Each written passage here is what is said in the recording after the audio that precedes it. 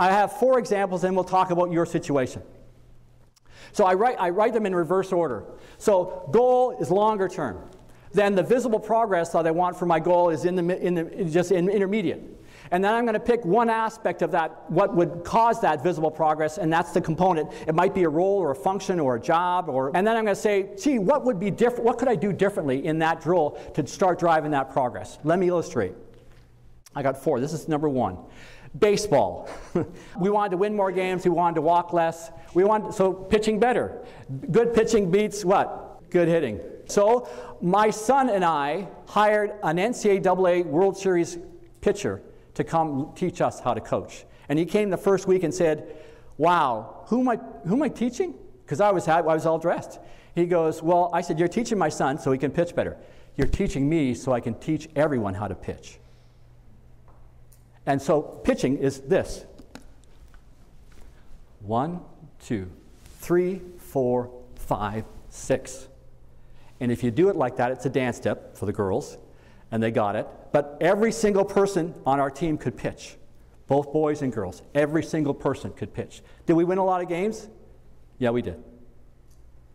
Because that was just, so it's 1, 2, 3, 4, 5, 6. You need to break down some of the things that you're working on with your teams just like that. It's that simple. Let me tell you a couple of stories here. This is the second one. 2 more after.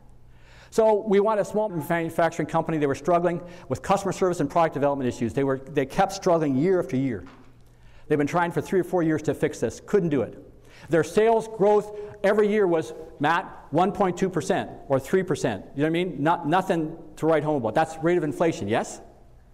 Right? Pretty bad. But I came to them and I spent 4 weeks with them, and I understand that there were 3 aspects of response time that were broken. Customer response time was broken. Product development response time was broken. Key account response time was broken. So here's what I did. Now, this is pretty sophisticated. I set targets for time. Like, amazing. So I said, by the way, to get a raise, you will be observed to answer customer inquiries in 8 hours, within the same day. If it's the next day, it needs improvement. If it's within 4 hours, that exceeds expectation. And that's in your assessment now from now on. In terms of product development time, Mr. Product Development guy who tells the Mr. Manufacturing guy who tells the product guy where to go when he asks for time to break down the production line because he's measured on efficiency, yes? He's measured on efficiency. Well, I don't want to break down, I'll push it out 6 months. I don't need that product trial. I need to get my efficiency numbers up. He had to quote a time for a product development trial within 24 hours, and it had to be within 3 weeks. And then key account time, I made the assistant general manager accountable, even though he's a quiet guy, to go out with a key account once a month for lunch. There you go.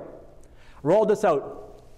Took me 4 weeks part-time to generate the activities that we're talking about. I rolled it out in 2 hours. 2 hours. 1 hour talking about what we want to do, because they'd already talked about all those things. And 1 hour talking about the accountability changes for each of their jobs. So 2-hour rollout. Okay? And the amount of communication I used for this was nothing. Nothing. There was no communication about any of this. Because I figured they'd already communicated for years and never done anything.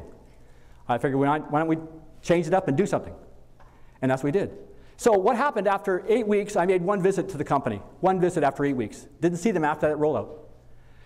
The VP of sales went in the front lobby and said, Keith, this is like drugs.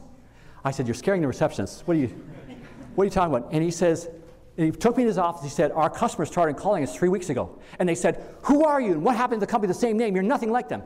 He goes, is there a problem? No. You used to answer our inquiries in 2 days. Now it's 4 hours. We've been testing you for 4 weeks. What the heck has happened? Well, we had this guy come in, instead of giving the strategy as a speech and praying to God, people do it, and they never did. He created some accountabilities for the daily activities that were going to make us have progress to our outcomes. And that's what happened. I didn't visit them again for 2.5 years. That was after 8 weeks. They were a client of mine before. They had no other consultants in. So on the back of the envelope, we figured out that we had in the next 2 years, we doubled profit per employee. Anybody would like that for their teams? Put your hand up.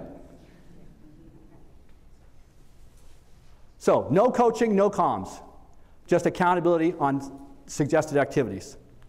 Healthcare accountable. I mentioned that the CIO of the healthcare network, they had a problem with strategy and culture.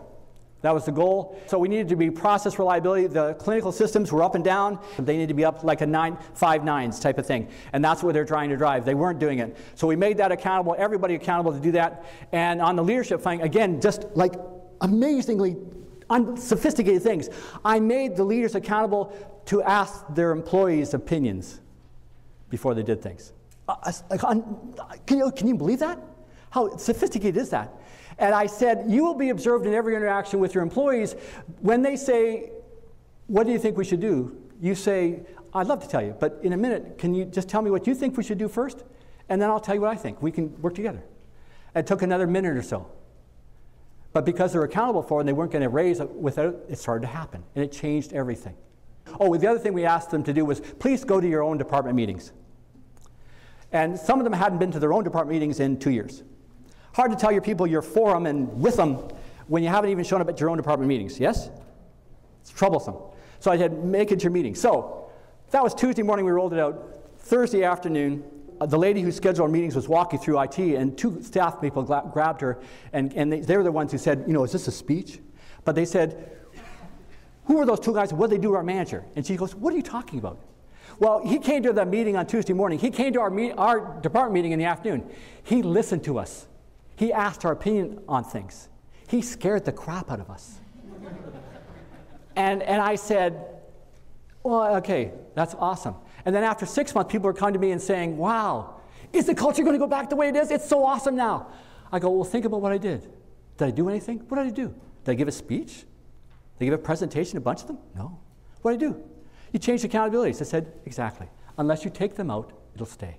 So what happened after 9 months, we did a survey, and it went from blue to the purple. So on trust, within team, in between teams, ownership of the work by the MIS team from 31 to 66%. Managerial effectiveness, 28 to 60%. Not a bad return on 9 weeks work. And from what I understand from the executives there, the behaviors identified in the first 2-hour rollout were still visible 4 years later. Talk about delegation and effectiveness. This is how to do it. This is how to do it. My last one here is a little bit different. Not every place you can change accountability. And I've done a lot of work with construction. I did SAP implementation for one of the largest construction companies in Canada. Of the 100 people on the consulting team, I was the only change management person. I realized that the visible progress I needed was the departments preparing for this change, and they weren't. So I created a re-engineering map that had 7 steps that they could report where they were. Now it's visibility I'm using instead of accountability. But I'm still making it noticeable, right? So they had to report every month or every 2 weeks toward the end of where they were in that re-engineering process so that we knew that their department was ready to go. And now we could deploy resources for hundreds of departments across Canada off a heat map. They told me, they called me a year later and said, had you not done this, $300 million project would have failed. This is effective stuff. So I want you to go back to your change. And we're going to spend a few minutes on it right now. What I want you to do is, we've talked about your goal. We talked about the visible progress you need your goal. We talked about some aspect that you might want to do about that and how you might want to change that. And I want you to start to think about what kind of suggestion, what would be the change in activity that would be required. And what I would like to do is use this. Sometimes you might want to compare high performers to low performers, and say the high performers, they've got a behavior that's different. That's going to key off of. You're coaching the whole role at the same time. So you want to make it even and not just for an individual. But the best question to ask is, what would that look like? What would the pattern of activity of delivering it? So instead of pitching, let's pitch better, but here's pitching. Anybody can do it. I love you guys. Thank you so much for your time.